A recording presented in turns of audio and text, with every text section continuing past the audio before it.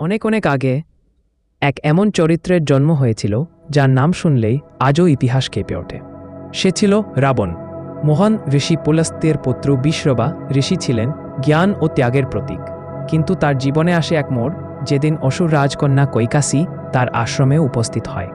কৈকাসী চেয়েছিল এক শক্তিশালী পুত্র, যে পুরো বিশ্ব শাসন করতে পারবে। কিন্তু সময়টা ছিল অশুভ। ঋষি বিশ্ববা সাবধান করেছিলেন, তবু নিয়তির নিয়ম বদলানো যায়নি। সেই অশুভ মুহূর্তেই জন্ম নেয় এক আশ্চর্য শিশু। আকাশে বাজ পড়ে, বাতাস ভারী হয়ে ওঠে। শিশুটির মধ্যেই লুকিয়েছিল অসীম শক্তি, তীক্ষ্ণ বুদ্ধি আর সীমাহীন অহংকার। এই শিশুই ছিল রাবণ। তার 10টি মাথা ছিল তার জ্ঞান ও অহংকারের প্রতীক।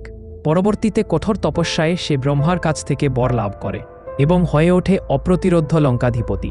এইভাবেই জন্ম নিয়েছিল এক মহান কিন্তু অভিশপ্ত চরিত্র, Ravan. Like and subscribe my channel. Waiting for my next part.